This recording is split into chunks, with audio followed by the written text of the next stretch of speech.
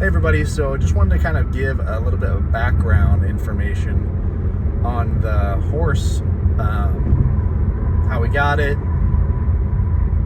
why we got it, why, that type of thing.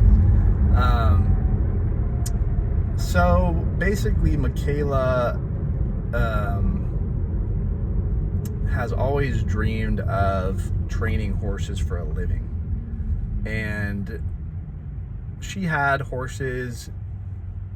She had horses when I first met her in February, and when we kind of first started dating, she had to sell her horse and her horse trailer and truck because she couldn't afford to pay the boarding and all this, pay for everything. And she just basically, it wasn't really viable with her job at the time, which was just regular minimum wage job. So she kind of was like, well, I guess I'm just gonna have to sell my horses, give up my passion for a while, go to school, get a real normal job, and then I can maybe come back around and train horses later when I can afford to kind of start the business type of thing. Anyway, so I've kind of been with her on the journey over the past 6 months, 7 months or so. I guess actually it's like 8 now, of her kind of trying to reconcile some sort of plan that involves going to school for a couple years or getting a normal job, so that she can basically afford to train horses and build a horse training business later. So long story short, she had this horse named Lily, who she basically trained as like a barrel racing horse that she couldn't afford anymore. So she gave to this girl, this young girl named Keston, and her mom's name is Lauren, super awesome lady. And after Michaela gave Lauren to Keston and gave her some riding lessons, Michaela and Lauren have kind of gotten pretty close.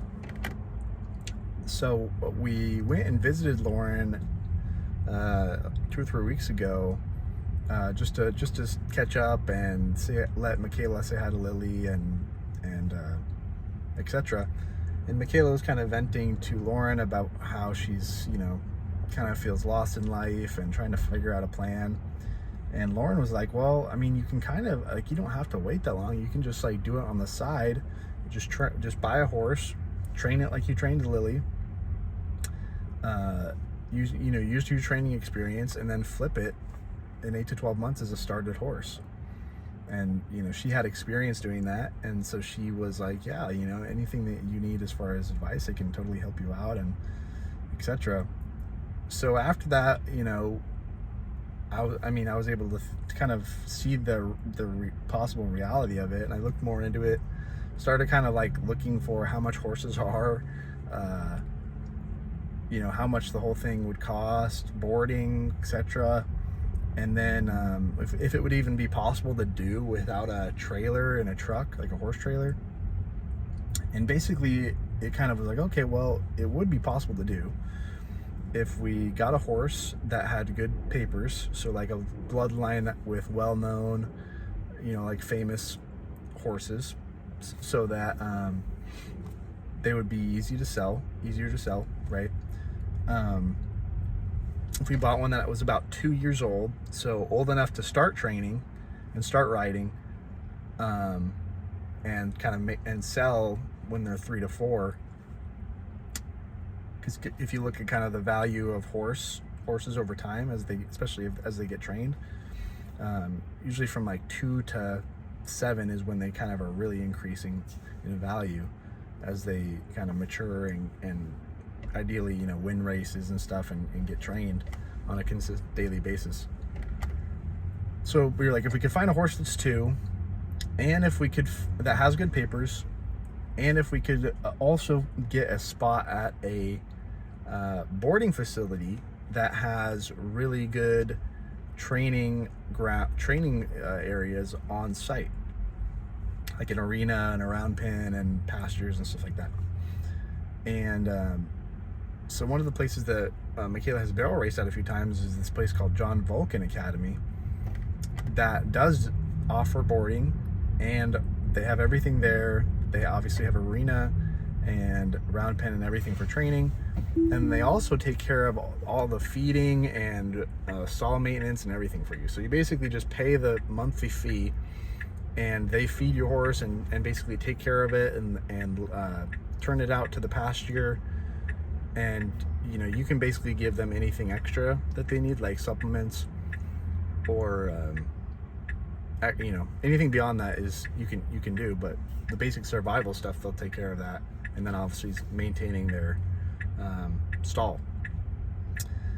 But you know, from kind of rumors that we've heard from other people and friends, like everybody's like, oh, John Vulcan's so hard to get a spot in. Usually there's a wait list. You know, I've been on the wait list for years, blah blah blah. But we were able to call them, and they said that they had stalls available. So we went and looked, and there was some, basically like what the first stall that we saw that we liked was open. And so we just basically were like, okay, let's do it. So it worked out. And then at the same time, we went and looked at this horse. It was the first horse we looked at, at least in person. And we met the guy, and he was super cool, super great rancher. This guy named Johnny Jarvis, I believe. And really down-to-earth guy, cowboy, that owns this ranch in Dewey, Arizona. And he showed us you know, 6 or 7 horses that he had that were for sale. And I was honestly pretty frank with him. I was like, hey, look, we're kind of just trying to start Michaela on this, up on her, you know, her dream business type of deal, and just get her to start building a name and just see if this is really possible for her. And he was awesome. He was like, that's exactly how we started.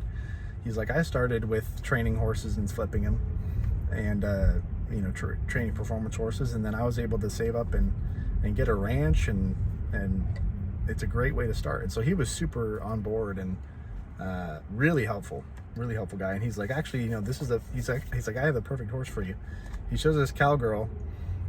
You know, she has good bloodlines. Like her grandpa is dual ray, which is like her progeny have, like, I think it was $3 to $6 million in winnings or something like that. Super famous horse. And then, you know, she has some other famous horses up there in her bloodline. And then on the bottom half, on her mom's side, there's this one horse called Six's Pick, which is this famous horse from 4-6's ranch, which is like a famous ranch in Texas. And so she's kind of like a super good mix of like really well-known performance horses and then really well-known ranching horses. So she got diverse bloodline and kind of like a lot of just potential to be versatile. And so, you know, like potentially a lot of different types of people would be interested in buying her. It's not like a super niche market or anything. So anyway, he's like, yep, she's 2. It's everything you need. And, you know, I think this one would be a great option for you. So we went and looked at her, and he rode her around the penny, or the our little arena he had there, and Michaela rode her for a little bit, and she'd only had, I think, 14 rides, and that was her 14th ride when we were there. And she was super well, you know, I mean, for a 2-year-old horse, based on what I've seen and the research I've done, etc. She was super well behaved, super, like, everything was kind of super coming natural to her. She really was listened right away to all the commands, and very sweet natured too. Was a little bit shy, but anyway, we just decided to do it. It worked out. We're like, this is the perfect candidate horse for what we're looking for. And we got a spot on John Vulcan where it would work out, where we didn't need to have a horse trailer or anything. So so we just did it. I bought a majority of the horse, and Michaela pitched in some money for it, and then Michaela will be doing, majority of the training, and so yeah, that's pretty much it. But that's pretty much the deal. So we're kind of just doing an experiment, seeing if this is realistic, if it's really possible to do, and hopefully start building a name for Michaela. She started an LLC. I think it was Elite Equestrian Training. So hopefully we can start building a name for her brand, and she can do something that she loves for a living. So that's pretty much the background, and hopefully that was made some things clear.